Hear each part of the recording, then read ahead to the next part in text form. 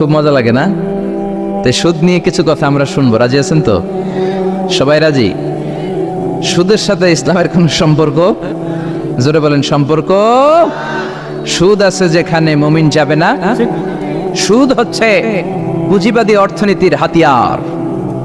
দমন নিপীড়নের মূল মাধ্যম হচ্ছে সুদ। এই সুদের কারণে যারা ধনী এরা শুধু ধনী হতে থাকে, আর যারা গরিব শুধু গরিবই হতে থাকে। ইসলাম চায় না যে রাস্তার এক পাশে পাঁচতলা আর এক পাশে থাকবে গাছতলা। চিল্লা এখন ঠিক কিনা? ইসলাম চায় কায়লা ইয়াকুনা দুলাতান বাইনাল আগনিয়া মিনকুম, সম্পদ যাতে ধনীদের হাতে কুক্ষিগত হয়ে না থাকে, সম্পদের তারল্য যাতে সবার হাতে পৌঁছে যায়। এজন্য ইসলাম সুদকে করেছে হারাম আর ব্যবসাকে করেছে হালাল। চিল্লায় পড়েন আল্লাহু আকবার। এজন্য রব্বুল আলামিন বলেন, ওয়া আহাল্লাল্লাহুল বাইআ ওয়া হারামার রিবা, আমি আল্লাহ তোমাদের জন্য সুদকে করলাম হারাম আর ব্যবসাকে করে দিলাম হালাল। সুবহানাল্লাহ। ব্যবসাকে হালাল করেছে কে আর সুদকে হারাম করেছে কে?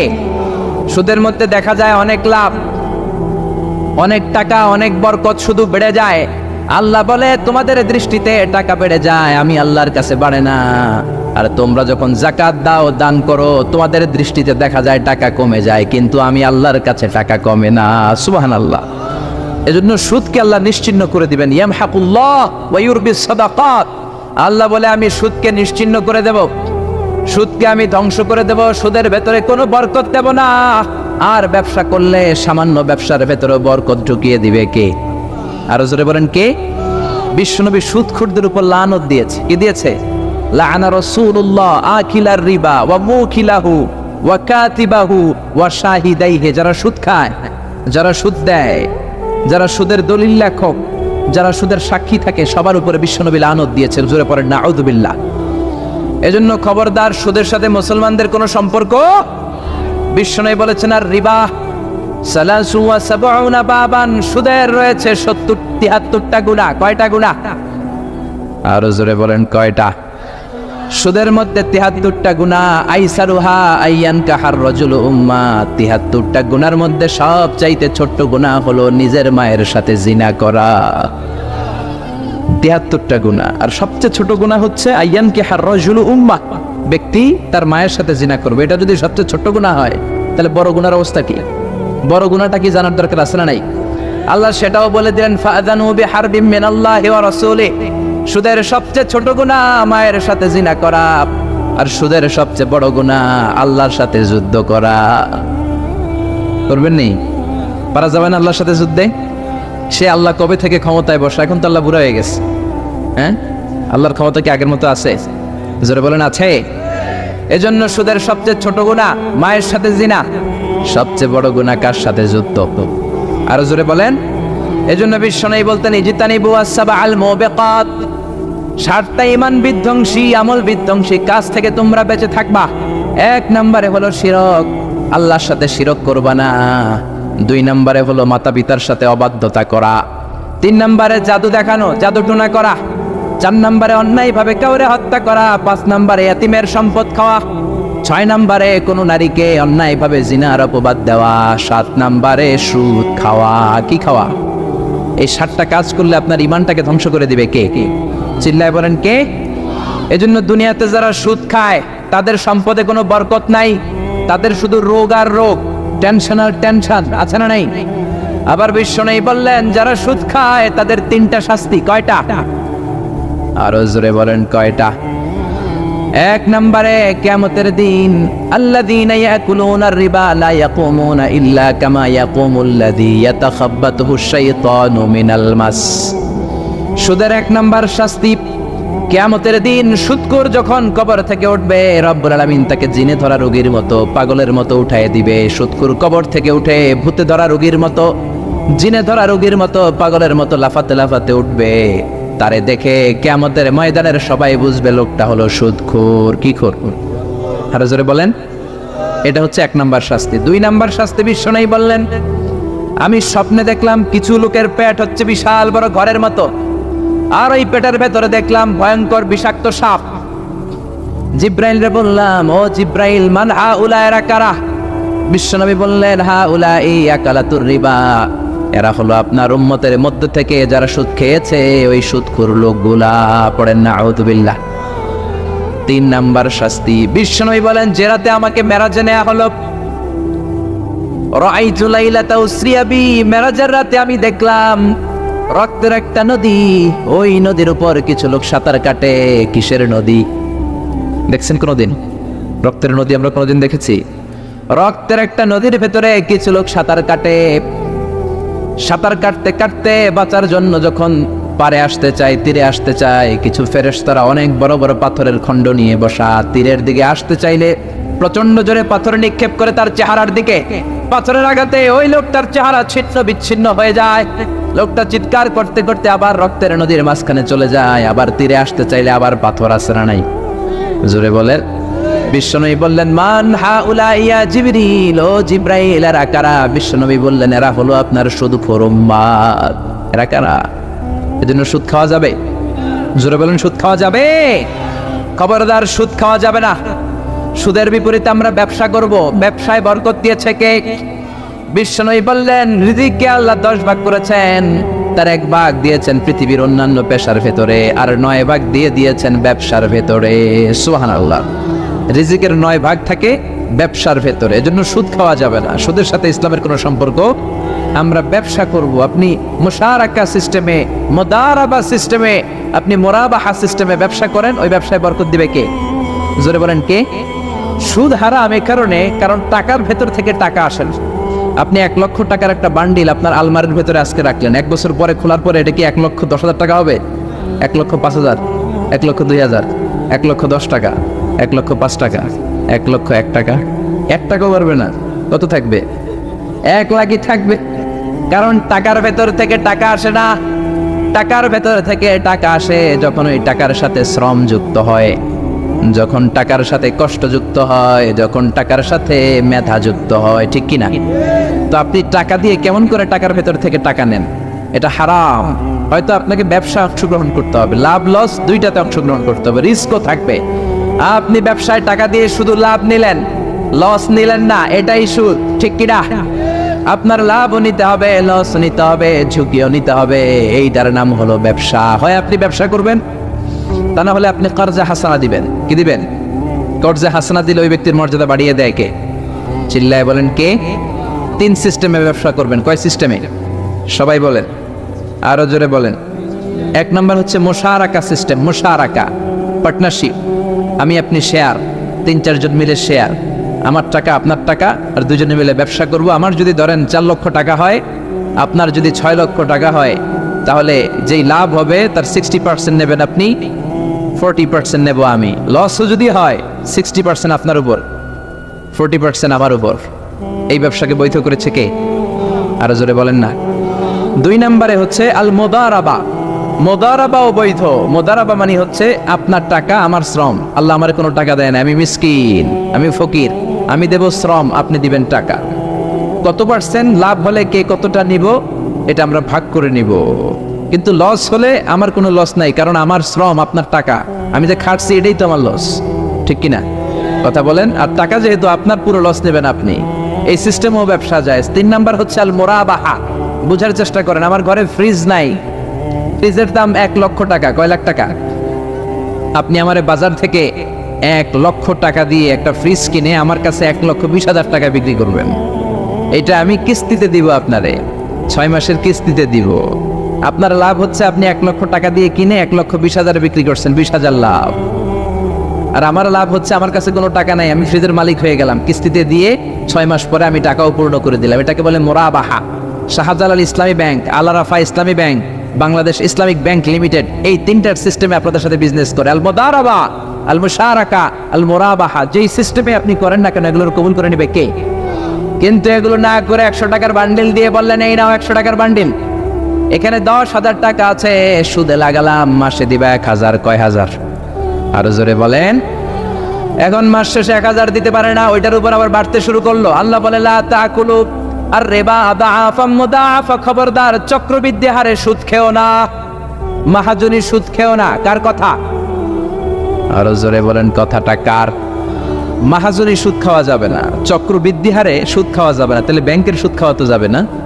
ব্যাংকের সুদ খাওয়া যাবে না। ব্যাংকের সুদও হারাম, আর চক্রবৃদ্ধি হারে মাহাজনী সুদ, এটা অনেক ভয়ঙ্কর হারাম। গ্রামে গঞ্জে এরকম আছে না নাই? 10,000 টাকায় মাসে 1,000 টাকা সুদ।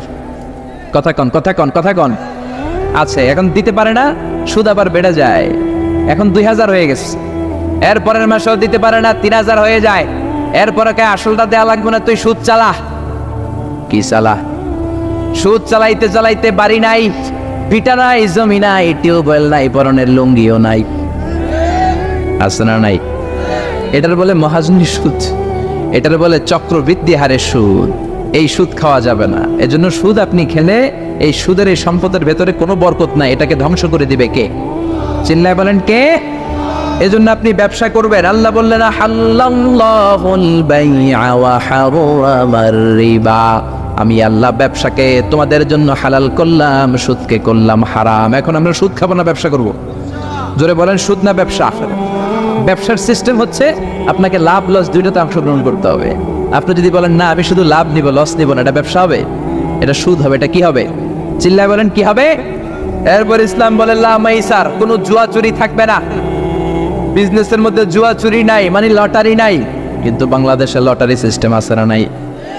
10 টাকায় 40 লক্ষ টাকা আছে না নাই? এটা সরাসরি জুয়া চুরি, এটার সাথে ইসলামের কোনো সম্পর্ক। এর কারণ হচ্ছে আমরা 10 টাকা দিয়ে লটারি কিনি, পাই এরকম একটা কাগজ, এই লটারির একটা নাম্বার থাকে এখানে, ঠিক কিনা? আর লেখা আছে 10 টাকায় প্রথম পুরস্কার 40 লক্ষ টাকা। লক্ষ লক্ষ মানুষ 10 টাকা দিয়ে এটা কিনে। কিনার পর যেদিন ড্র হবে, রাফেল ড্র, একজন পায় 40 লাখ, আরেকজন পায় 30 লাখ, আরেকজন পায় 20 লাখ, আরেকজন 10 লাখ, পঞ্চম পুরস্কার পায় 1 লাখ, আর লক্ষ লক্ষ মানুষ এই কাগজ পানিতে ভিজিয়ে খায়। চিল্লা এখন ঠিক কিনা? এটার নাম হচ্ছে জুয়া চুরি, এটা জায়েজ নাই। কিন্তু এই লটারির কাগজের সাথে যদি আপনার একটা কলম দিয়ে দেয়, এটাকে জায়েজ করার সিস্টেম আছে।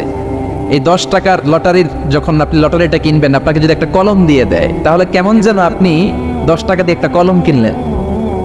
এটা ব্যবসা, এটা হচ্ছে ব্যবসার সুরা। এটা জায়েজ আছে না নাই? তার মানে লক্ষ লক্ষ মানুষ যখন লটারি কিনলো, সাথে পেলে একটা কলম। এরপরে ড্র হওয়ার পরে একজন পাবে 40 লাখ, আরেকজন 30 লাখ, একজন 20 লাখ, আরেকজন 10 লাখ, আর লক্ষ লক্ষ সবাই পাইছে একটা করে কলম। তার মানে আমরা সবাই কিছু না কিছু পাইছি। চিল্লা এখন ঠিক কিনা? এই সিস্টেমে যদি করেন, তাহলে এটারে বৈধ করে দিবে কে? জোরে বলেন কে? এরপরে ইসলাম বলেন নো আনসার্টেইনটি, কোন ব্যবসার মধ্যে আনসার্টেইনটি থাকতে পারবে না, সুনিশ্চিত হতে হবে সবকিছু। লা দারারা ওয়ালা দারার ওয়ালা গারারা ফিল বাই, বেচা কিনার মধ্যে কোনো ধোঁকাবাজি থাকতে পারবে না, অনিশ্চয়তা থাকতে পারবে না। অনেকে উড়ন্ত কবুতর বিক্রি করে, আছে না নাই? কবুতর যারা পালেন, 10টা কবুতর আছে আপনার, আপনি দেখবেন সারাদিন কবুতর আকাশে উড়ার পরে বিকালে আবার বাসায় চলে আসে। আপনি বললেন এই যে 10টা কবুতর আকাশে উড়ে, এই 10টা কবুতর আপনার বিক্রি করে দিলাম, এক একটা 100 টাকা করে, 10টায় কত হয়? 1000 টাকা বিক্রি করে দিয়েছেন। এই বিক্রি শরীয়ত সম্মত হয় না। এর কারণ প্রতিদিন কবুতরগুলো বিকেলবেলা উড়ার পরে সন্ধ্যাবেলায় ফিরে, আজকে বিকেলে নাও ফিরতে পারে। যেরকম ঠিক কিনা? আজকে 10টা কবুতর যদি অন্যদিকে চলে যায়, 1000 টাকা নিয়ে কিলাকিলি আছে না নাই? ইসলাম বলে কিলাকিলির কোনো সুযোগ নাই। কবুতরগুলো নামবে, 10টারে তুমি ধরবা, টপস করবা, তার হাতে হ্যান্ড ওভার করবা, তারপরে বিক্রি করবা। এটারে জায়েজ করে দিবে কে? এরপরে পুকুরের মধ্যে মাছ থাকা অবস্থায় কেনা বেচা জায়েজ নাই। এরকম কেনা বেচা বাংলাদেশে আছে না নাই? আন্দাজে মানুষে শখের বসে কিনে ফেলে, পুকুরের মধ্যে বুদবুদ করতেছে, ভাবতেছে হাজার হাজার মাছ কিনছে, 10 লক্ষ টাকা দিয়ে কিনে ফেলছে। কই মাছের পুকুর, উঠায় দেয় 20 কেজি কই আর 50 কেজি কাঁকড়া আর 70 কেজি ব্যাং, আছে না নাই? এরপরে কিলাকিলি আছে না নাই? এজন্য ইসলাম বলে না, কবুতরটা হাতের মধ্যে কপস করার পরে যেমনি বিক্রি করলাম, মাছগুলাও জাল দিয়ে তোলো, তারপরে গনে গনে বিক্রি করো, কবুল করে নিবে কে? গাভীর ওলানের মধ্যে দুধ রেখে বিক্রি করা জায়েজ নাই। ওলান এত ফিলা গেছে এরকম, এটা মনে হচ্ছে যে 20 কেজি, দহন করার পরে পাওয়া গেছে 5 কেজি, এরকম আছে না নাই? কারণ এটা দুধের কারণেও ফুলতে পারে, টিউমারেও ফুলতে পারে, ঠিক কিনা? এজন্য ইসলাম বলে লা গারারা ফিল ইসলাম, ইসলামে কোনো গারারা নাই, ধোঁকাবাজি নাই, আনসার্টেনটি নাই, অনিশ্চয়তার মধ্য দিয়ে, হাওয়ার মধ্যে কোনো বিজনেস নাই। আগে জিনিসটা তোমার হাতে নাও, তারপরে বিক্রি করো, কবুল করে নিবে কে? শেয়ার বাজার নিয়ে প্রশ্ন করে, যেই প্রোডাক্টের ব্যবসা হালাল, ওই প্রোডাক্টের শেয়ারও হালাল। চিল্লায় বলেন ঠিক কিনা? এরপরে বিশ্বনবী বললেন মান গাশশানা ফালাইসা মিন্না, বেচা কিনার মধ্যে যে আমার উম্মতদের মধ্যে যে অন্যকে ধোঁকা দেয়, সে আমার উম্মত হতে পারে ধোঁকাবাজির ব্যবসা বাংলাদেশে আছে না নাই? ফলের দোকানে গেলে দেখবেন চকচকে যেই সাইডটা ওই সাইডটা ক্রেতার দিকে রাখে, পচা জায়গাটা নিচের দিকে রাখে, এরকম ব্যবসায় আছে না নাই? বিশ্বনবী মদিনার বাজারে গমের দোকান পরিদর্শন করতে গেলেন, যে দেখলেন গমের স্তূপ। বিশ্বনবী গমের ভেতরে হাত ঢুকায়া দিলেন। উপরে দেখা যায় শুকনা গম, ভিতরে দেখা যায় ভিজা গম। বিশ্বনবী বললেন, মান গশানা ফালাইসা মিন্না, যে আমাদেরকে ধোঁকা দেয় সে আমাদের উম্মত নয়। The person who deceives us is not among আস, যে আমাদেরকে ধোঁকা দেয় সে আমাদের উম্মত হতে পারে। চিল্লায় বলেন উম্মত হতে পারে। এজন্য এই ধোঁকাবাজি করে কোনো ব্যবসা করা যাবে? জোরে বলেন। আর সুদের সাথে আমাদের কোনো সম্পর্ক? চিল্লায় বলেন সম্পর্ক। সুদকে ধ্বংস করে দিবে কে? আর ব্যবসায় বরকত ঢুকিয়ে দিবে কে? বরকতে বিশ্বাস করেন তো? বিশ্বাস করেন? অল্পের ভেতরেও বরকত হতে পারে, 1000 কোটি টাকার মধ্যেও বরকত নাও থাকতে পারে। চিল্লায় বলেন ঠিক কিনা? এজন্য আজ থেকে সুদের সাথে আমাদের কোনো সম্পর্ক নেই। আমরা ব্যবসা করব মুশারাকা সিস্টেমে, মুদারাবা সিস্টেমে, মুরাবাহা সিস্টেমে ব্যবসা করব। অল্প প্রফিট হলো এটার মধ্যে বরকত দিবে কে? আরো জোরে বলেন কে? আর সুদের ব্যবসা করবেন না তো? কারা কারা আজকে থেকে সুদের কোনো ব্যবসার সাথে জড়িত থাকবেন না? 2 হাত উঁচু করে আমার আল্লাহর দেখা। আল্লাহ আমাদের হাতগুলোকে তুমি কবুল করো। চিল্লায় পড়েন আমিন। সুদের আলোচনা ভালো লাগতেছে না? না একেবারে উপরে এসে পড়ছে না? সুদের সাথে ইসলামের কোনো সম্পর্ক নাই। আল্লাহ সুদ থেকে আমাদেরকে বাঁচাক। আল্লাহ আমাদের হালাল রিজিকে বরকত দিক। আরো জোরে পড়েন আমিন। আমি আমার খুতবার শুরুতে সূরাতু বনী ইসরাঈলের ছোট্ট একটা আয়াত তেলাওয়াত করেছি। আসুন এই আয়াতের আলোকে আপনাদের সাথে কিছু কথা শেয়ার করি, যদি আপনারা মনোযোগী হন। শুনবেন শুনবেন শুনবেন শুনবেন। রব্বুল আলামিন বলেন, ওয়াকাদা রাব্বুকা আল্লা তা'বুদু ইল্লা ইয়্যাহু ওয়া বিল ওয়ালিদাইনি ইহসানা। আল্লাহ বললেন, গোলাম আমার ফয়সালা 2টা। এই 2টা ফয়সালা হলো স্পেশাল ফয়সালা, অনড় ফয়সালা। এই ফয়সালার কোনো নড়চড় নাই, এই ফয়সালার কোনো পরিবর্তন নাই। প্রথম ফয়সালাটা হলো আল্লাহ তা'বুদু ইল্লা ইয়্যা, ইবাদত হবে একজনের, তিনি কে? আল্লাহ ছাড়া অন্য কারো ইবাদত করা যাবে? আবার আল্লাহ ডেকে বললেন, গোলাম জিন জাতি মানব জাতি এই 2টা জাতিকে আমি সৃষ্টি করেছি শুধু আমার ইবাদতের জন্য, ঠিক কি না? ওয়ামা খালাকতুল জিন্না ওয়াল ইনসা ইল্লা লিয়াবুদুন। আমি জিন জাতি আর মানব জাতিকে কোনো কাজের জন্য তৈরি করি নাই, কোনো উদ্দেশ্যে বানাই নাই, শুধুমাত্র কেবলমাত্র একমাত্র আমি আল্লাহর ইবাদতের জন্য বানিয়েছি। কার কথা? আরো জোরে বলেন কার? আল্লাহ ছাড়া কারো ইবাদত করা যায় না। এই পৃথিবীতে যত নবী এসেছে, এই পৃথিবীতে যত রাসূল এসেছে, সব নবী রাসূলের একটাই দাওয়াত ছিল, তোমরা ইবাদত করবে একজনের, তিনি কে? ইয়া কওমি ইবুদুল্লাহা মা লাকুম মিন ইলাহিন গায়রু। ও আমার কওমের লোকেরা, ও আমার স্বজাতির লোকেরা, এক আল্লাহ ছাড়া অন্য কারো ইবাদত করো না। জিকির করতে হবে একজনের, চাইতে হবে একজনের কাছে, সেজদা দিতে হবে একজনকে, তিনি কে? আল্লাহ ছাড়া কাউরে সেজদা দেয়া যাবে? আমাদের দেশে মাজারে যে সেজদা আছে না নাই, এই মাজারের নামে যে ভণ্ডামি, এটার সাথে ইসলামের কোনো রিলেশন আছে? সম্পর্ক আছে? এই ভণ্ডামির সাথে ইসলামের কোনো সম্পর্ক? তো দিল বান্দা কালমা চোরে, না পায় শ্মশান না পায় ঘরে, দিন থাকিতে আয়রে পথে ছাইড়া দে ভণ্ডামি ভণ্ডামি ভণ্ডামি ভণ্ডামি, ছাইড়া দে ভণ্ডামি, ঠিক কি না? নামাজ রোজা করে না, ইবলিস শয়তানের নানা, এরকম আছে না নাই? নামাজ রোজা করে না, ইবলিস শয়তানের নানা, ধর্মের একখান খুঁটি ধইরা কয়দিন করবা হয়রানি, ভণ্ডামি ভণ্ডামি ভণ্ডামি, ছাইড়া দে ভণ্ডামি, ঠিক কি না? এই জন্য ভণ্ডামির সাথে যারা জড়িত আছো, ভণ্ডামি ছেড়ে দাও, আল্লাহওয়ালা হয়ে যাও। তোমার জীবনে বরকত দিবে কে? তোমার জন্য জান্নাতের দরজা খুলে দিবে কে? এজন্য রব্বুল আলামিন বলেন, ওয়াকাদা রাব্বুকা আল্লা তা'বুদু ইল্লা ইয়্যা ওয়া বিল ওয়ালিদাইনি ইহসানা। আমি আল্লাহর প্রথম ফয়সালা, ইবাদত হবে শুধুমাত্র কেবলমাত্র একজনের, তিনি কে? আমরা প্রত্যেক নামাজে সূরাতুল ফাতিহায় আল্লাহরে বলি, আল্লাহ ইহদিনাস সিরাতাল মুস্তাকিম, ও আল্লাহ আমাদেরকে সহজ সরল পথ দেখাও, সিরাতুল মুস্তাকিম দাও। আল্লাহ বলেন আনি'বুদুনি হাযা সিরাতুম মুস্তাকিম, আমি আল্লাহর ইবাদত করো, এটাই সিরাতুল মুস্তাকিম। আল্লাহু আকবার। আপনি যদি আল্লাহর ইবাদত করেন তাহলে আপনি বুঝবেন যে আপনি সিরাতুল মুস্তাকিমের উপর আছেন। আর যদি বুঝেন আল্লাহর ইবাদত ছেড়ে আপনি অন্যদিকে দৌড়াচ্ছেন, তার মানে হলো আপনি সিরাতুল মুস্তাকিমের উপর থাকার সৌভাগ্য অর্জন করতে পারেন নাই। চিল্লা এখন ঠিক কি না? এজন্য আল্লাহ বললেন আল্লাহর ফয়সালা কয়টা? আরো জোরে বলেন কয়টা? এক নাম্বার ফয়সালা, ইবাদত হবে শুধু একজনের, তিনি কে? এই ফয়সালার সাথে সবাই একমত? দ্বিমত কেউ নাই? কেউ নাই? দু একজন থাকতে পারে, কেউ নাই। আল্লাহ বললেন আমার প্রথম ফয়সালা, ইবাদত হবে শুধু আমি আল্লাহর। দুই নাম্বার ফয়সালা, ওয়াবিল ওয়ালিদাইনি ইহসানা, ইহসান হবে মাতা পিতার সাথে, মানে ভালো আচরণ হবে মাতা পিতার সাথে। বুঝা গেল ইবাদত হবে আল্লাহর, ইহসান হবে মাতা পিতার। আল্লাহর সাথে, আল্লাহর জন্য আপনি ইবাদত করবেন, আর মাতা পিতার প্রতি আপনি ইহসান করবেন। ইহসান মানে সদাচরণ, ইহসান মানে খেদমত, ইহসান মানে তাদের জন্য খরচ করা, ইহসান মানে আপনার সব সম্পদ তাদের পায়ের সামনে, আপনার সব ক্ষমতা তাদের পায়ের সামনে বিলিয়ে দেয়া, বিছিয়ে দেয়া। চিল্লা এখন ঠিক কি না? এজন্য আল্লাহ বললেন আমার দুই নাম্বার ফয়সালা, ওয়াবিল ওয়ালিদাইনি ইহসানা, মাতা পিতার সাথে ইহসান করবা। আমরা বললাম আল্লাহ আপনার জন্য ইবাদত হবে, এটা আমরা বুঝলাম, মাতা পিতার সাথে ইহসান কেমন করে হবে এটা আমরা বুঝলাম না।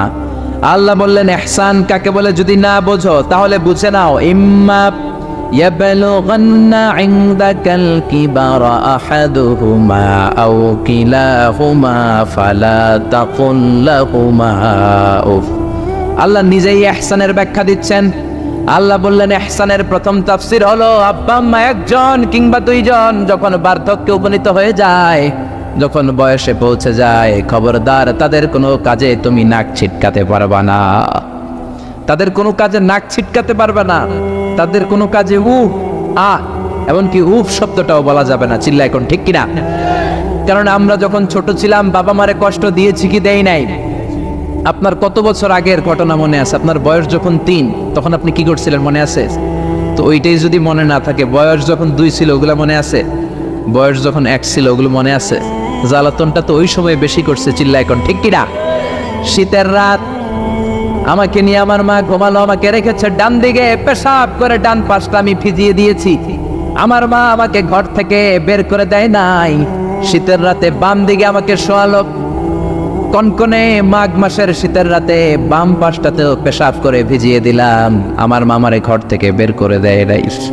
আমার মা তার বুকের মাঝখানে রেখে ঘুমাতে শুরু করেছে। মাঘ মাসের শীতের রাত 3টার দিকে পেশাব করে মায়ের বুকটাও আমি ভিজিয়ে দিয়েছি, জামাটাও ভিজিয়ে দিয়েছি। মা 3টার দিকে উঠে নতুন শাড়ি পরে, নতুন জামা পরে, আগের ভিজা পেশাব মাখানো জামাটাকে চেঞ্জ করে আবার আমাকে নিয়ে ঘুমিয়েছে। আমাকে ঘর থেকে বের করেছে নাকি? জোরে বলেন। এজন্য আল্লাহ বুঝাতে চাইলেন, গোলাম ছোট্টবেলা যেমনি কষ্ট দিয়েছো, মা বাবা রেগে যায় নাই, তোরে লাথি মেরে ঘর থেকে তাড়ায় দেয় নাই, তোরে এতিমখানায় দেয় নাই। মা বাবা বয়সে যখন উপনীত হয়ে যায়, বার্ধক্যে যখন পৌঁছে যায়, ওই মা বাবারে খবরদার বৃদ্ধাশ্রমে দিয়ে আসবি না। বৃদ্ধাশ্রম বাংলাদেশে আছে না নাই? ছেলে আমার মস্ত মানুষ, মস্ত অফিসার, মস্ত ফ্ল্যাটে যায় না দেখা এ পারে ও পার, নানান রকম জিনিস আর আসবাব দামি দামি, সবচেয়ে কম দামি ছিলাম একে মাত্র আমি। ছেলের আবার আমার প্রতি অগাধ সম্ভ্রম, আমার ঠিকানা তাই বৃদ্ধাশ্রম। ঠিক কি না? অনেক কপাল পোড়া আছে, ডাকাত আছে, মা বাবা বার্ধক্যে উপনীত হওয়ার পরে তাদের কর্মকাণ্ডে নাক ছিটকায়, ঘরে আর বাবা মারে রাখতে মনে চায় না, বৃদ্ধাশ্রমে রেখে আসে। এরকম ডাকাত আছে রাড়াই। বাবা মারে বৃদ্ধাশ্রমে দেয়া যাবে? চিল্লায় বলেন দেয়া যাবে? যে বেয়াদব গুলো, যে ডাকাত গুলো মার বাবারে বার্ধক্যে উপনীত হলে, বয়স হয়ে গেলে বৃদ্ধাশ্রমে দিয়ে আসে, ওই বেয়াদবটা বুড়া হলে ওর কপালে বৃদ্ধাশ্রম জুটবে না। চিল্লা এখন ঠিক কিনা? ভাঙ্গা থালা হাতে নিয়ে তুই ভিক্ষা করে খাবি। চিল্লা এখন ঠিক কিনা? আল্লাহ বললেন আমার 2 নাম্বার ফয়সালা, ওয়াবিল ওয়ালিদাইনি ইহসানা, মাতা পিতার সাথে ইহসান করবা। ইহসানের প্রথম ব্যাখ্যা ইম্মা يبلغن عندك الكبر أحدهما أو كلاهما فلا تقل لهما أف মা বাবার একজন কিংবা দুইজন যদি বার্ধক্যে উপনীত হয়ে যায়, খবরদার মা বাবারে বৃদ্ধাশ্রমে দিও না। মা বাবা পেশাব করে দিতে পারে, পায়খানা করে দিতে পারে, তোমাকে যেমনি পরিষ্কার করে আদর যত্ন করেছে তুমিও পরিষ্কার করবা, মা বাবার খেদমত করবা, তোমার জীবনটারে উজালা করে দিবে কে? আল্লাহ বললেন ইহসানের 2 নাম্বার ব্যাখ্যা ওয়ালা তানহারহুমা, মা বাবারে ধমক দিও না। অনেক বেয়াদব ছেলে মেয়ে আছে মা বাবার সাথে ছিড়কি দিয়ে কথা বলে, ধমক দিয়ে কথা বলে, এলাকার লোকদের সাথে যখন কথা বলে ভদ্র ভাষায় কথা বলে, ঘরে ঢুকলে মায়ের গালি দেয়, আছে না নাই? বাবারে ডাকে বুড়া, মারে ডাকে বুড়ি, আছে না নাই? তুমি কেমন করে মায়ের বুড়ি ডাকো, বাবারে বুড়া ডাকো? তোমার বাপ মা তো বুড়া হয়েছে তোমার কারণে। তোমারে মানুষ করতে যে তোমার মা বাবা তাদের জীবন যৌবন হারিয়েছে, তোমারে মানুষের মতো মানুষ করতে যে তারা তাদের জমি হারিয়েছে, তোমারে বিদেশ পাঠাতে যে তারা তাদের ভিটেমাটি হারা হয়েছে।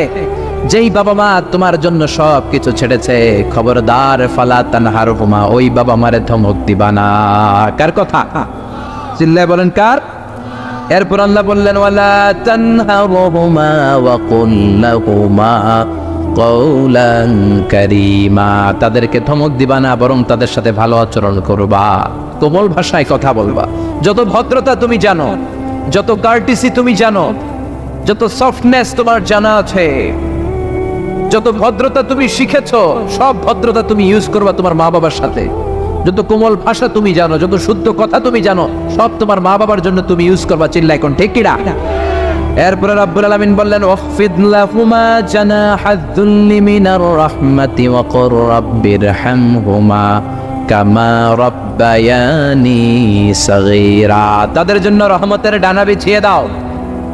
তোমার যত ক্ষমতা আছে মা বাবার পায়ের সামনে ঢেলে দাও, যত অর্থ আছে তাদেরকে তুমি বিলিয়ে দাও।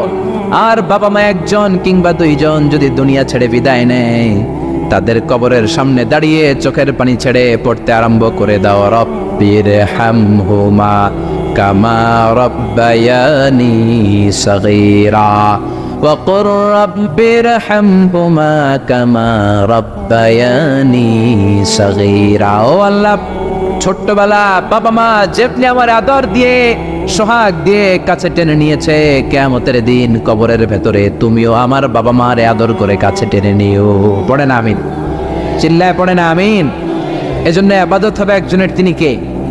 আর ইহসান হবে কার সাথে? এজন্য মা বাবার দোয়ার দরকার আছে না নাই? পৃথিবীর যত আল্লাহর ওলি আছে, যত পীর সাহেব আছে, সবাই এই পুরো কোরআন খতম করে যদি একটা গ্লাসের পানির মধ্যে ফু দেয়, আর আপনার আম্মা শুধু বিসমিল্লাহ বলে আরেকটা গ্লাসের পানির ভেতরে ফু দেয়, আল্লাহর কসম আপনার মায়ের দোয়াটা আগে কবুল হয়ে যাবে। এজন্য মা বাবার খেদমত করেন। আপনার বড় পীর সাহেব হলো আপনার বাবা, আপনার বড় পীর সাহেব হলো আপনার মা। দুনিয়ার সবাই দোয়া করলে ওই দোয়া মিস হয়ে যেতে পারে, মা বাবা দোয়া করলে মিস হবে নাকি? হবে? অনেক ডাকাইত আছে দেখবেন মাজারের উপরে মশারি দেয়, আছে না নাই? খুঁজে দেখবেন ওর বাপেরে মশাই কামড়ায়, ওর মায়েরে মশাই কামড়ায়, আর ও বাবার দরবারে যে মাজারে মশারি দিয়ে আসছে, এরকম ডাকাইত আছে না নাই? এজন্য খবরদার মা বাবার সাথে ইহসান করো। বিশ্বনবী মসজিদে নববীতে মিম্বারের এক তলার মধ্যে পা রাখলেন, আওয়াজ করে বললেন আমিন। দ্বিতীয় তলার ভেতরে পা রাখলেন, আওয়াজ করে বললেন আমিন। তৃতীয় স্টেপে পা রেখে বিশ্বনবী পড়লেন আমিন। সাহাবারা বললেন নবী 3 বার আমিন বললেন, কেন বললেন বুঝলাম না। বিশ্বনবী বললেন প্রথম স্টেপে যখন পা রাখলাম, জিব্রাইল এসে বলল রমজান মাস পাওয়ার পরে রোজা রেখে ইবাদত করে যেই বান্দা গুনাহ মাফ করতে পারে নাই, তার উপরে আল্লাহর লানত। আমি বিশ্বনবী পড়লাম আমিন। দ্বিতীয় স্টেপে পা রাখলাম, জিব্রাইল বলল মাতা পিতা পাওয়ার পরে যারা মাতা পিতার খেদমত করে নিজের জীবনের গুনাহ ঝরাতে পারে নাই, জান্নাত কামাতে পারে নাই, তাদের উপরও আল্লাহর লানত। আমি বিশ্বনবী বললাম আমিন। 3 নাম্বার স্টেপে বিশ্বনবী বললেন আমার নাম শোনার পরে আমার যে উম্মত আমার উপর দরুদ পড়ল না, তাদের উপর আল্লাহর লানত। আমি বললাম আমিন। পড়েন সাল্লাল্লাহু আলাইহি ওয়াসাল্লাম, চিৎকার করে পড়েন সাল্লাল্লাহু। এজন্য মাতা পিতার খেদমতের দরকার আছে না নাই? গোটা বিশ্বটা একদিকে, মায়ের দোয়া আরেকদিকে, চিল্লায় বলেন ঠিক কিনা? আপনি বুলেট মারলে বুলেট মিস হতে পারে, ড্রোন হামলা করলে মিস হতে পারে, মায়ের দোয়া মিস হবে? জোরে বলেন মিস হবে? এক সাহাবী বলল, নবী আইয়ুল আমালে আফদাল, সবচেয়ে সেরা আমল কোনটা? বিশ্বনবী বললেন সবচেয়ে সেরা আমল হলো আসসালাতু ফি ওয়াক্তিহা, সময় মতো নামাজ পড়া। 2 নম্বরে বললেন বিররুল ওয়ালিদাইন, মাতা পিতার খেদমত করা। 3 নম্বরে বললেন আল জিহাদু ফি সাবিলিল্লাহ, আল্লাহর রাস্তায় জিহাদ করা। তার মানে পৃথিবীর শ্রেষ্ঠতম 3টা আমলের মধ্যে মাতা পিতার খেদমতের আমলটাও আছে রাডাই। মাতা পিতার খেদমত এটা সবচেয়ে ভালো আমল। আরেক হাদিসে বিশ্বনবী বললেন এটা জিহাদের চেয়ে বেশি সওয়াবওয়ালা। এক সাহাবী বললেন, নবী আস্তাযিনুকাল জিহাদ, আমি জিহাদে যেতে চাই, অনুমতি দেন।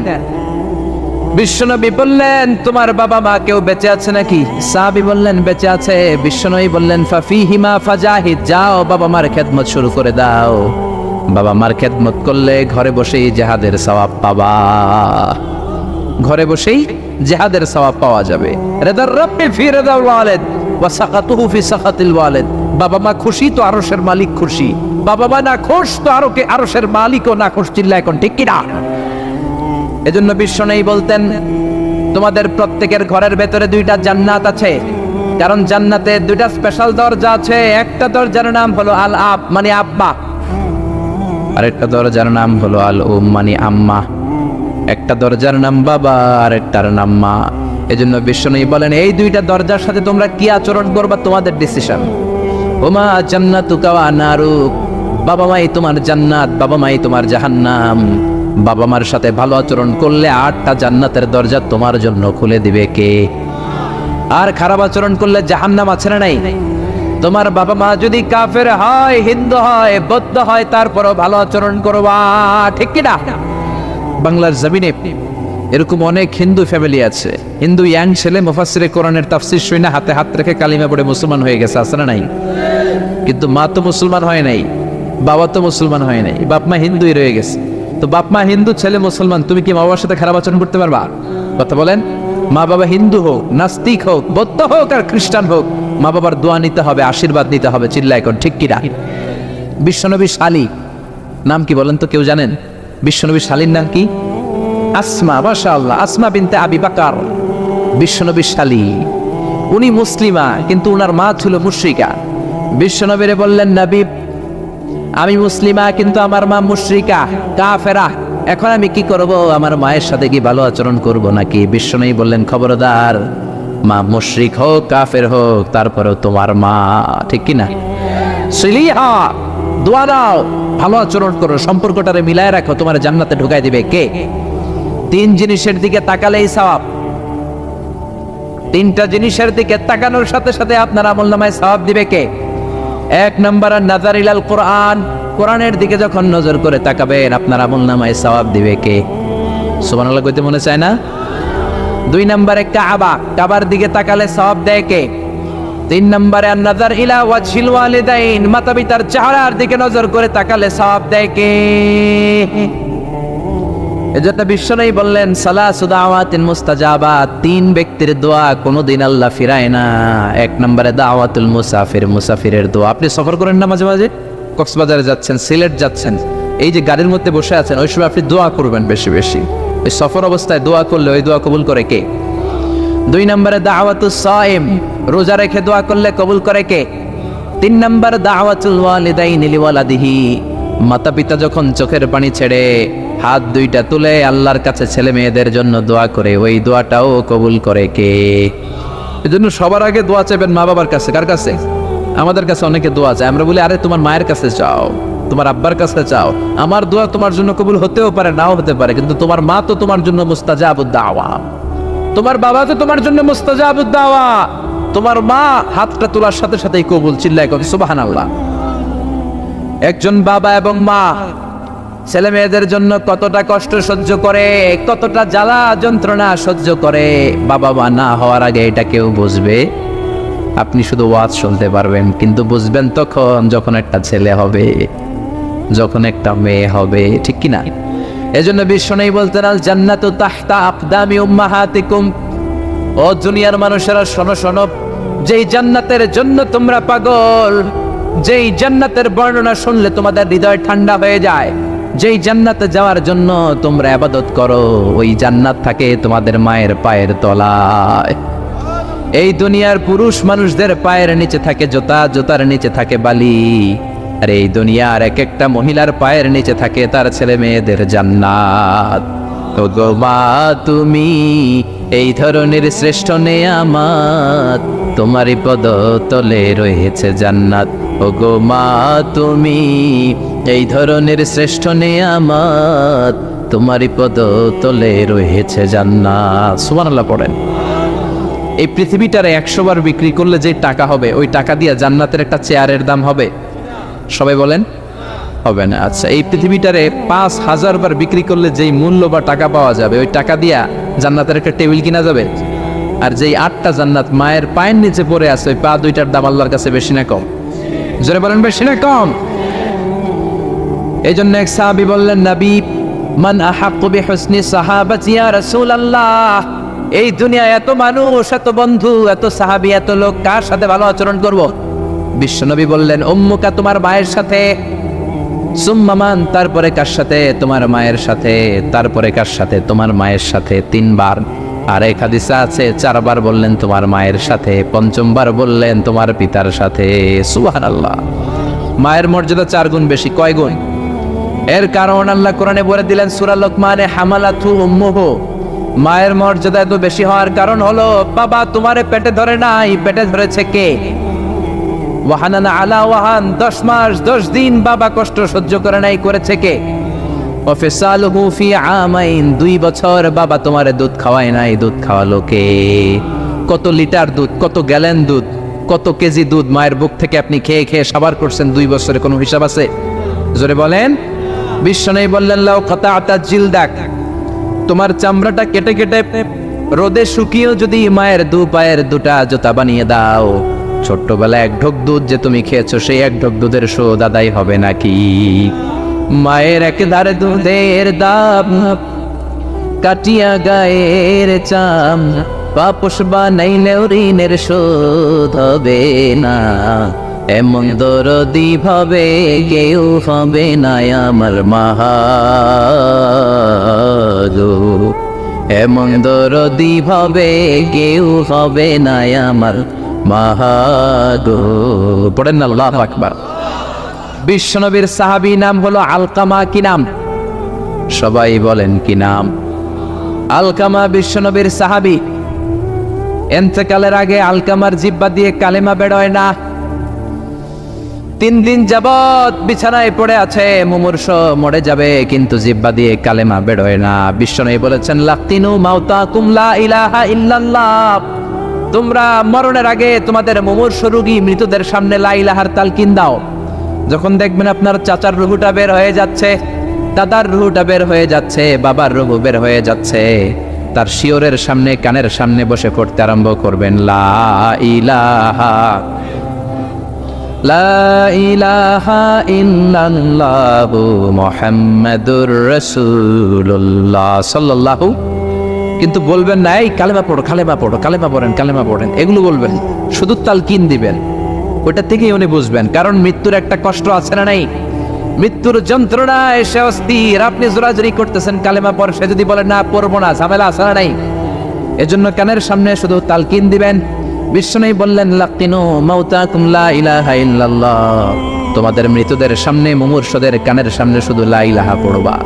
ওনার বিবি, ওনার আত্মীয়রা আলকামা নামক সাহাবীর কানের সামনে লা ইলাহা পড়ে 3 দিন ধরে কালেমা বের হয় না। কখন যেন মরে যায়, বিশ্বনবীর কাছে পাঠানো হলো। বিশ্বনবী সুহাইব আর বেলাল 2 জন সাহাবীকে পাঠালেন, তারা যেও কালেমার তালকিন দিল, কিন্তু মুখ দিয়ে কালেমা বের হয় না। বিশ্বনবী আলকামার বিবিরে ডেকে পাঠালো, ও বিবি, আলকামার বিবি, তোমার স্বামী কেমন ছিল? বলে, আমার স্বামী অনেক বড় আল্লাহর ওলি ছিল, নামাজ ছাড়তো না, তেলাওয়াত ছাড়তো না, জিকির ছাড়তো না। বিশ্বনবী বললেন, আলকামার বাবা মা কেউ বেঁচে আছে নাকি? বিবি বলে, আলকামার মা বেঁচে আছেন, ডাকো। আলকামার মা আসার পরে বিশ্বনবী বললেন, আপনার ছেলে কেমন ছিল? নামাজ পড়তো নাকি, রোজা করতো নাকি, জিকির করতো নাকি? আলকামার মা বলে, সবই করতো। আপনার সাথে কেমন আচরণ করতো? এটা বলার পরে মা আর কথা বলে না, শুধু চোখের পানি ছাড়ে। আলকামার মা বলে, নবী, আলকামার ব্যাপারে আমার মনে অনেক দুঃখ, কোনদিন আমার কথা শুনে নাই, শুধু বিবির কথা শুনতো। বউরে প্রাধান্য দিত, আমার যত্ন নিত না, আমার কথা বেশি শুনতো না। এজন্য আমার মনে আলকামার ব্যাপারে অনেক জ্বালা।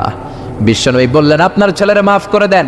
রাগের চোটে আলকামার মা বলে, না আমি মাফ করব না। বিশ্বনবী বললেন, ও সাহাবারা, লাকড়ি আনো, আগুন জ্বালাও, আলকামারে আমরা আগুনের উপর নিক্ষেপ করব। আগুন জ্বালানো হলো, সব সাহাবারা আলকামাকে ধরে আগুনের মধ্যে ফেলবে। ইন দ্য মিন টাইম দুঃখিনী মা বিশ্বনবীর পায়ের সামনে এসে বলে, ও নবী, আমার কলিজার টুকরাটারে আগুনে ফেলবেন না। ও নবী, আমার মনে আর কোনো জ্বালা নাই, আমার মনে আর কোনো দুঃখ নাই। আলকামা তো আমার নার ছেড়া ধন। 10 মাস 10 দিন আমার পেটে ছিল, আমার দেহ থেকে নিউট্রিশন নিয়ে, খাদ্য পুষ্টি নিয়ে আলকামা বড় হয়েছে। বেয়াদবি করেছে, কি হয়েছে? আমি আলকামারে মাফ করে দিলাম গো নবী। আলকামার মা আলকামার শিয়রের সামনে দাঁড়িয়ে যখন মাফ করার ঘোষণা দিয়েছে, বিশ্বনবী সাক্ষী, সাহাবারা দাঁড়িয়ে আছে। আলকামা চিৎকার করে পড়তে আরম্ভ করলো, লা ইলাহা ইল্লাল্লাহু মুহাম্মাদুর রাসূলুল্লাহ সাল্লাল্লাহু আলাইহি ওয়াসাল্লাম। আল কালিমা তাইয়্যিবা চিৎকার করে পড়ার সাথে সাথে তার রূহ কবজ হয়ে গেল। চিল্লায় পড়েন আল্লাহু আকবার। এজন্য মায়ের দোয়া বড় দোয়া, বাবার দোয়া বড় দোয়া। মা বাবা দোয়া করলেও কবুল, বদদোয়া করলেও কবুল। মা বাবার শুধু যদি দোয়াটাই কবুল হতো তাহলে টেনশন নাই, দোয়া করে না তো কি হয়েছে। কিন্তু বদদোয়া করলেও কবুল করে নেয় কে? দোয়া করলেও কবুল, বদদোয়া করলেও।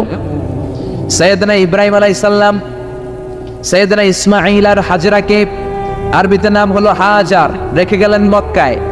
ওনার বিবি হাজরা ইন্তেকাল করলো, ছোট্ট দুধের শিশু ওনার পায়ের ধাক্কায় জামজামের পানি বের হলো, বড় হতে লাগলেন।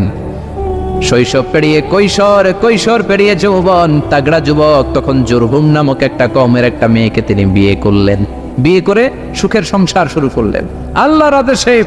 অনেক পরে সৈয়দনা ইব্রাহিম তার কলিজার টুকরা ইসমাইলের বাড়িতে বেড়াতে গেল। কার বাড়িতে? কে গেল বেড়াতে? সৈয়দনা ইব্রাহিম বেড়াতে গেলেন। যাওয়ার পরে দেখে সৈয়দনা ইসমাইল ঘরে নাই। দরজার বাইরে থেকে সালাম দিলেন, আসসালামু আলাইকুম। এটা কিন্তু প্রামাণ্য বর্ণনা দিচ্ছে আমি বুখারী থেকে, বুখারীর বর্ণনা, এটা গল্প না। দরজার বাইরে থেকে সালাম দিলেন, আসসালামু আলাইকুম। ভেতর থেকে কর্কশ গলায়, ঝাঁঝালো কণ্ঠে, কণ্ঠের মধ্যে কোনো মায়া নাই, দয়া নাই, এরকম একটা কণ্ঠের মেয়ে উত্তর করে বলল, ওয়া আলাইকুমুস সালাম। সৈয়দনা ইব্রাহিম জিজ্ঞেস করলো, কাইফা হালুকিয়া উম্মি, ও মা তুমি কেমন আছো? মেয়ে কয়, বেশি ভালো না। সংসার কেমন চলে? সুবিধার না? খাওয়া দাওয়া ঠিক মতো হয়নি না? কিচ্ছু হয় না? আমনে কেডা? সৈয়দনা ইব্রাহিম বলে, আমি কে তোমার জানার দরকার নাই। ইদা জা যাওজুকি মিনাল গাবা, স্বামী যখন তোমার বন থেকে শিকার করে ফিরবে, ফাকরাই আলাইহিস সালাম, তোমার স্বামীরে আমার পক্ষ থেকে একটা সালাম দিবা। ও মুরিহিয়া ইয়াগাইরা আতাবাতা বাবিহি, বলবা ঘরের দরজার চৌকাঠটা যেন পাল্টে ফেলে। সৈয়দনা ইব্রাহিম চলে গেলেন। বিকেলবেলা জঙ্গল থেকে শিকার করে সৈয়দনা ইসমাইল ঘরে ফিরলেন। ঘরে ফেরার পর বিবি বলে, একটা বুড়া আইছিল। বুড়া? কে আইছিল? সৈয়দনা ইসমাইল বলে, বুড়া? বুড়া মানুষ আবার আমার ঘরে আসবে কেন? কেন আসছে? আপনারে সালাম দিছে। ওয়ালাইকুম আসসালাম। আর কি বলছে?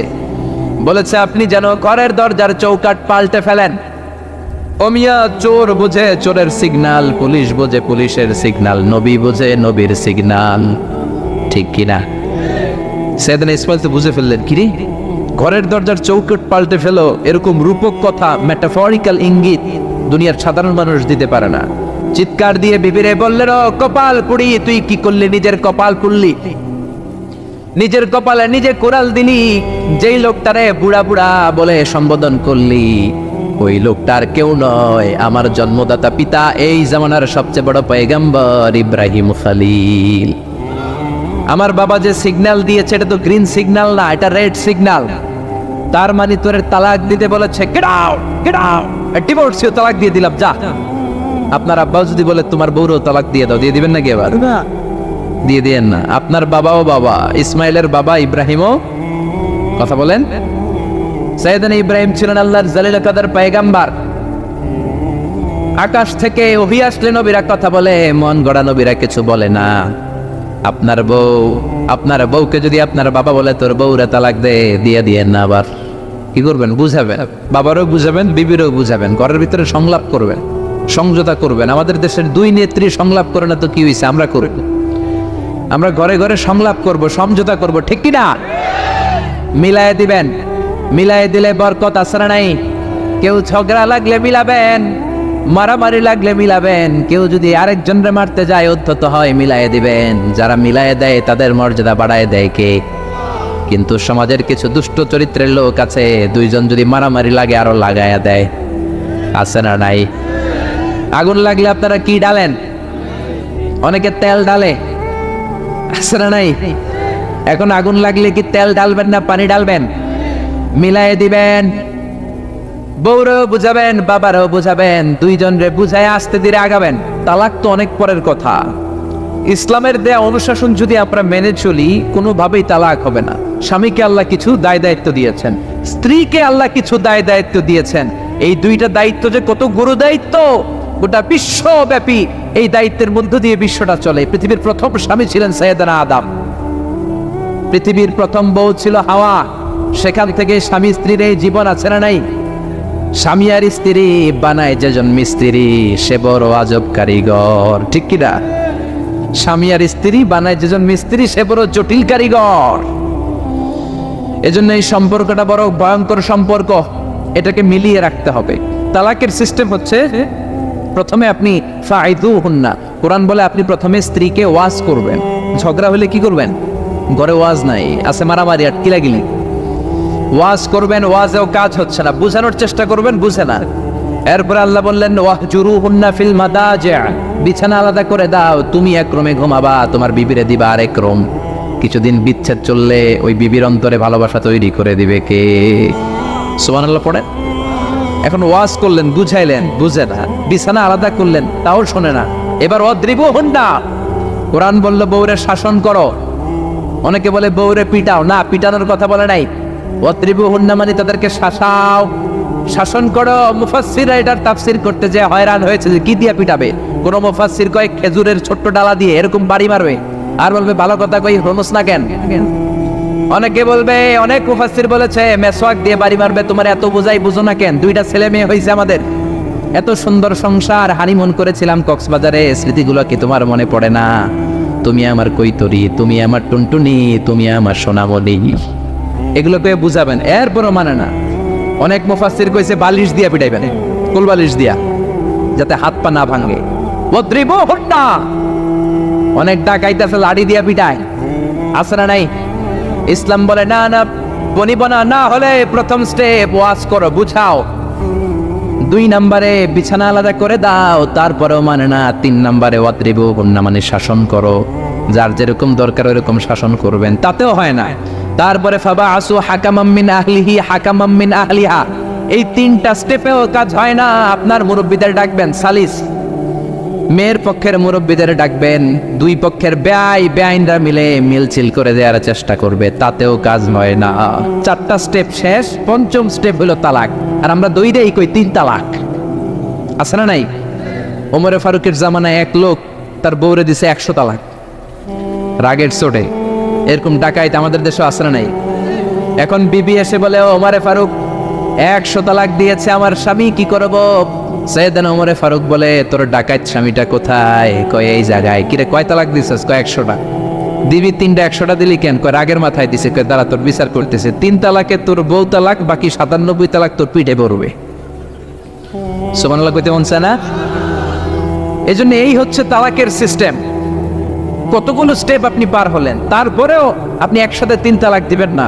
ইসলামের তালাককে 2 ভাগে ভাগ করা হয়েছে, একটা আত-তালাক আস-সুন্নি আর একটা তালাক আল বিদআই। তালাক আস-সুন্নি মানে সুন্নতি তালাক, আর তালাক আল বিদআই মানে বেদাতি তালাক। বেদাতি তালাক হচ্ছে রাগের মাথায় 3 তালাক, 14 তালাক, 22 তালাক। কিন্তু তালাক সুন্নি, সুন্নাত সম্মত তালাক হচ্ছে আপনার বিবি যখন পবিত্র, মানে যখন পিরিয়ড হচ্ছে না, ওরকম একটা পবিত্র সময় তারে আপনি তালাক দিবেন। 1 মাসের সময় আছে, একটা তালাক দিবেন, 1 মাসের ডিউরেশন, এর মধ্যে বিবির আবার নিয়ে আসতে পারবেন, কোনো সমস্যা নাই। সুবহানাল্লাহ পড়েন। 1 মাস পরেও মানে না, এরপরে দিবেন 2য় মাসের 2য় তালাক, তার মানে আরো 1 মাস, মোট কয় মাস? 2 মাস পরেও মিলমিশ হয় না, তারপরে 3য় মাসে তালাক দিলেন। এই 3 তালাক দেওয়ার পরে বিবি আবাদুল আবাদ আপনার জন্য হারাম হয়ে গেল। কত সুন্দর স্টেপ মেনটেন করে কত দূরে তালাক, আর আমরা দইরেই কই তালাক। এজন্য খবরদার। সৈয়দনা ইসমাইল বললেন, কপাল পুড়লি তুই, যারে বুড়া বলে গালি দিলি আসলে বুড়া নয়, এই লোকটাই আমার বাবা ইব্রাহিম খলিল। আমার বাবা বলেছে তোরে তালাক দিতে, গেট আউট গেট আউট, তালাক দিয়ে দিলাম তোরে, যা ভাগ। বউ শেষ, নতুন বিয়ে করলো, নতুন সুখের সংসার।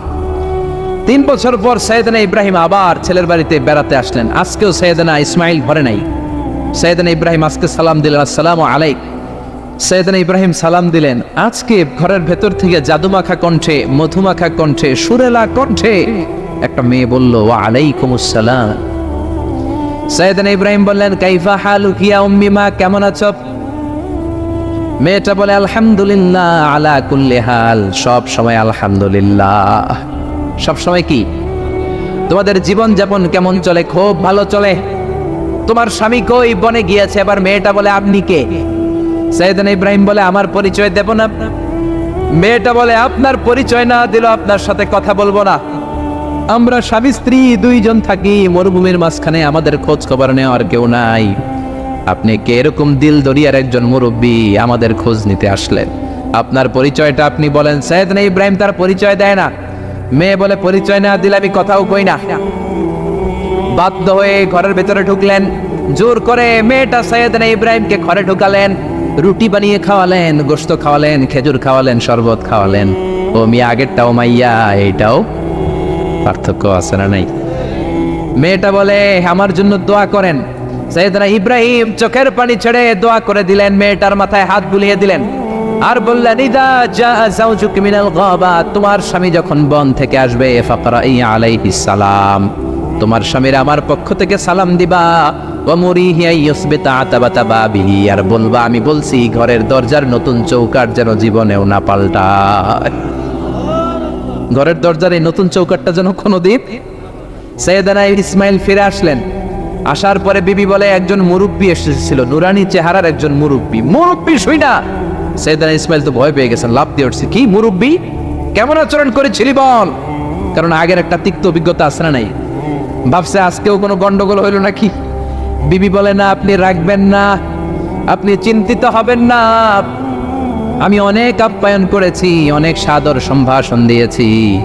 উনিও আমার মাথায় হাত বুলিয়ে চোখের পানি ছেড়ে ছেড়ে আমার জন্য দোয়া করেছে, আর আপনারা সালাম বলেছে, আর আপনাকে বলতে বলেছে ঘরের দরজার নতুন চৌকাঠটা যেন জীবন